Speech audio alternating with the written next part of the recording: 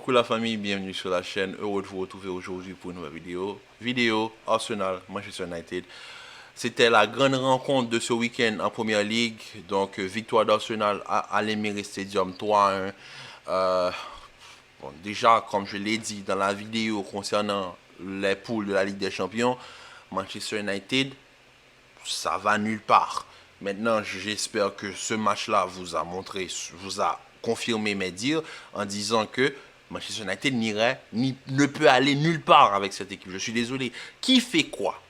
Qui fait quoi? Moi, je regarde le match, je me dis, Manchester United, mais franchement, je regarde, je regarde, je me dis, Manchester joue face à Arsenal qui joue en infériorité numérique parce que ne me dis pas que Kai Havertz c'est un joueur qui joue sur le terrain. Lui, il est complètement invisible sur le terrain. Mais c'est pour ça que je dis que Arsenal ne jouait pas en infériorité numérique, je vous assure. C'est juste que Kai Havertz est tellement fantomatique sur le terrain que pour moi, Arsenal joue à 10. Donc tu joues face à Arsenal. Je vais juste vous montrer l'action que Havertz me rate, mais ensuite on reviendra là-dessus. Regardez l'action. Havertz, regardez le positionnement d'Havertz. Regardez les mouvements des joueurs de Manchester United. Eriksen est complètement battu. Anthony Martial, qu'est-ce qu'il fait dans la surface? Je ne sais pas. Havertz, comme Manchester a de la chance, Havertz, comme il est devenu un joueur moyen, il rate sa frappe. Mais qu'est-ce que fait Martial là? Que fait Bissaka hors de la surface? Que fait le défenseur par terre? C'est-à-dire que tu te dis, mais cette équipe, vous allez où? Qu'est-ce que vous proposez comme football? C'est quoi le mode? C'est quoi le système? C'est quoi la cohérence? Est-ce que c'est possession? Est-ce que c'est transition? Tu te débarrasses d'une légende comme David De Gea pour me prendre Onana, juste parce que Onana joue bien avec ses pieds. Je l'ai répété, un gardien n'a pas besoin de ses pieds. Un gardien a peut-être besoin de ses pieds pour faire des arrêts réflexes, mais le vrai rôle du gardien, c'est d'être solide sur sa ligne. Onana, quand on me dit Onana top 5 des meilleurs gardiens en Europe, je vous dis, allez réviser votre notion de football. Si vous ne connaissez pas le football, Onana peut être un très bon gardien, je le dis, mais en regardant les gardiens en Europe, Onana n'est même pas dans le top 5, dans le top 6. Dans le top 8 des meilleurs gardiens en Europe. Je suis tellement énervé que j'en perds mes mots. Je regarde United aujourd'hui. Je me dis, cette équipe confirme tout ce que j'ai dit pendant la semaine. Manchester ne peut aller nulle part. Mais nulle part. Anthony et Anthony Martial, les deux, ils font croix. Garnacho sur le banc, pourquoi? Pelestri ne joue pas, pourquoi? Oljun, tu l'as acheté, pourquoi? Casemiro, il est là, pourquoi? Mais franchement, même Casemiro, et tout le monde sait que Casemiro, il est dans mon cœur. Mais que fait Casemiro sur le terrain? Il est complètement perdu. Parce que dans le système de jeu, ça n'a aucune cohérence. Il ne peut pas se positionner par rapport aux joueurs qui l'accompagnent. Tu ne peux pas mettre, et je l'ai dit, Eriksen aussi bas. Eriksen ne peut pas jouer aussi bas. Qu'est-ce qu'il fait là? Qu'est-ce qu'il fait là? Il est complètement pris sur les actions.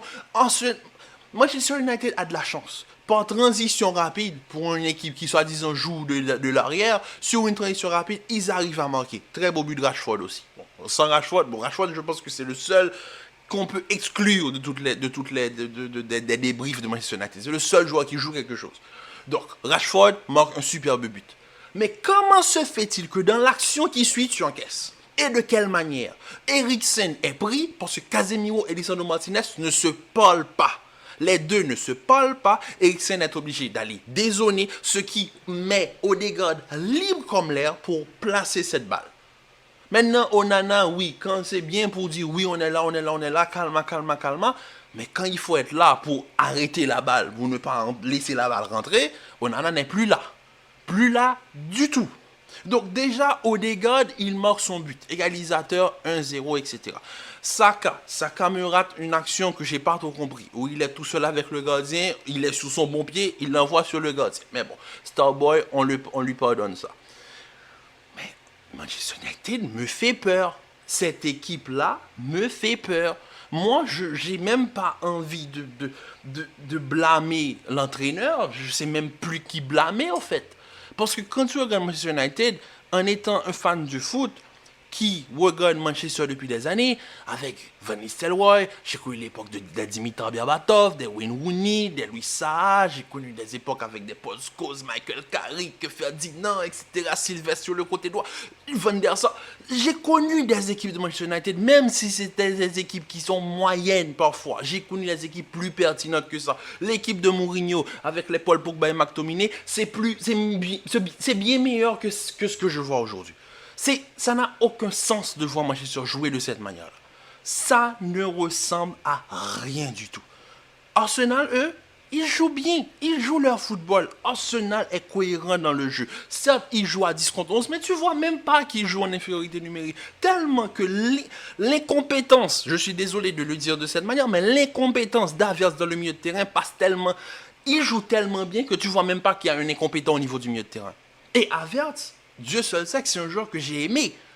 C'est un joueur que j'ai aimé. De Leverkusen à là, le changement est radical. À Leverkusen, c'était un créateur numéro 10 qui pouvait suivre l'attaquant et finir. On a un Havertz de Leverkusen qui passe de Leverkusen à Chelsea, où Chelsea le fait jouer en pur buteur et c'est pas un buteur. Et maintenant qu'il sort de Chelsea pour aller à Arsenal, où je me dis, ok, Arteta en tant que milieu de terrain va pouvoir reconnaître le numéro 10 qui est Havertz. Même si je me suis dit, Havertz et Odegaard dans la même équipe, c'est pas une très bonne option. Tu me mets Havertz et Odegaard en même temps sur le terrain, mais je me dis, ça sert absolument à rien. Absolument à rien. En numéro 8, il ne défend pas. Il ne fait pas les appels. Il n'apporte rien du tout sur le terrain. Et quand il a les actions, il les rate. Non, mais moi, je suis désolé. Arsenal joue à 10 contre 11. Tous les matchs où il y a Havertz sur un terrain, tu joues à 10 contre 11. Mais l'équipe joue tellement bien que tu n'as pas l'impression de voir une équipe. Tu n'as même pas l'impression de voir Havertz sur le terrain. Tellement il est inutile au niveau du milieu de terrain. Gabriel, très bon match. Ben White sur le côté, très bon match. Saliba, on n'en parle même pas. Ramsdale, bon, voilà. Bon, vu que c'était Manchester United, Ramsdale a eu un match assez tranquille, même si il a fait quelques arrêts. Mais bon, c'est juste pour vous dire que quand on regarde cette équipe d'Arsenal jouer, tu te dis, Arsenal en Europe, c'est logique. Et ils peuvent faire quelque chose. Je ne dis pas champion, mais quand même, ils peuvent faire un petit parcours, quart de finale, semi-finale peut-être. Pourquoi pas? Il faut rêver peut-être. Il faut leur permettre de rêver. Mais là, United, sachant que l'autre là, l'entraîneur dit que cette équipe, il joue bien, qu'il dit que Martial joue un bon match, je me demande, est-ce qu'il se fout de nous ou est-ce qu'il est aveugle ou il a besoin de lunettes? Je ne sais pas. Tu peux pas me dire que Martial joue un bon match. Mais personne ne peut me dire que Martial joue un bon match. Ça n'a aucun sens. Il n'a pas... Non mais, en tout cas, anyway. Moi, le joueur qui m'impressionne depuis 2 ans, c'est vraiment Odegaard.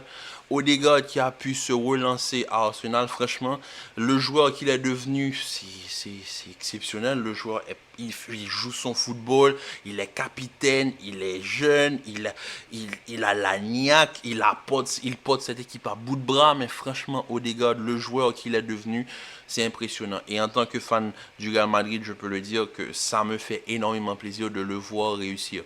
C'est pareil pour Théo Hernandez, pareil pour Brahim Diaz quand il était au Milan, pareil pour Hakimi. Ils ont quitté le Real, mais ils sont toujours madrilènes dans nos cœurs. Donc franchement, Odegaard, très beau, très très bon joueur. Il avait le potentiel. Peut-être au Real, c'était trop compliqué pour lui. Arriver dans une équipe comme Arsenal où on lui a fait confiance et on lui a donné les responsabilités, il a pu les encaisser et maintenant il est devenu un milieu de terrain hors pair, exceptionnel. Juste trop fort même. Il est trop fort. Franchement, il est trop fort. Maintenant, Arteta, j'ai juste une question. Gabriel Jesus, c'est quoi le problème? Pourquoi il n'est pas titulaire? Pourquoi il ne commence pas le match? Parce que franchement, quand tu sors Nketiah, tu me montes Gabriel Jesus, le match change complètement. Tu vois que Jesus, il apporte beaucoup plus sur le terrain. Il apporte énormément. Et le but qu'il te met et le dribble qu'il met à Dalot, mais ce dribble-là, la dernière fois j'ai vu un défenseur glisser aussi loin sur un, je sais comment on appelle ça, sur un dribble.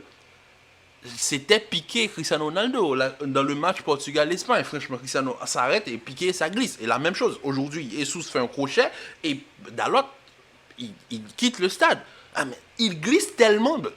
Ensuite, la finition, elle est clinique.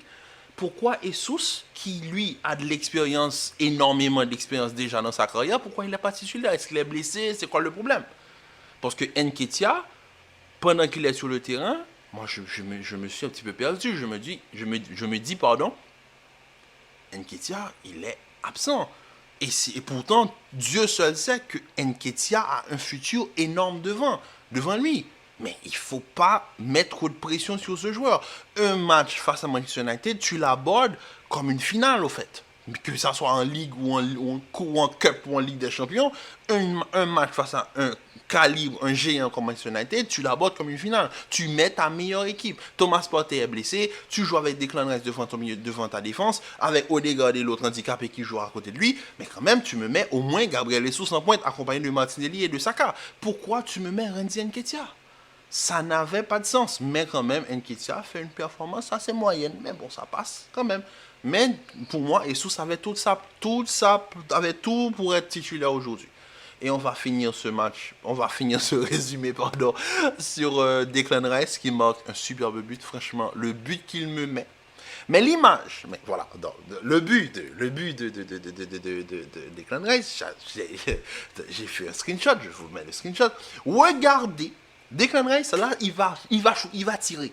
Regardez les défenseurs. Regardez le défenseur que Manchester United nous aligne. Maguire. Maguire, le gars contrôle la balle. Lui, il regarde et il lève sa main pour dire hors-jeu.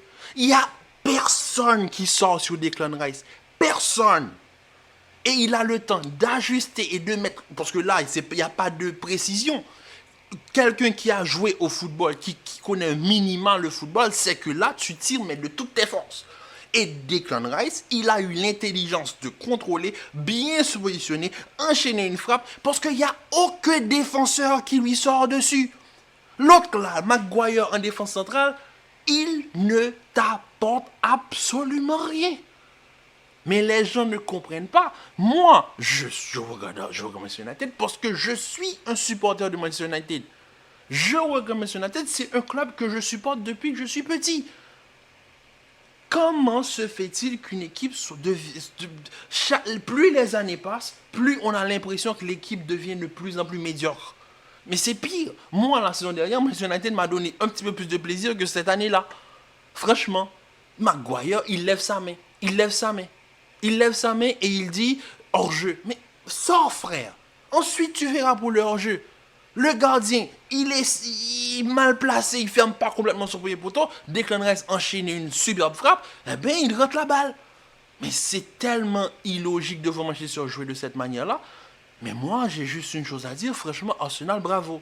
Bravo. Ils ont mérité leur victoire. Entièrement mérité leur victoire. Franchement, il n'y a rien à dire.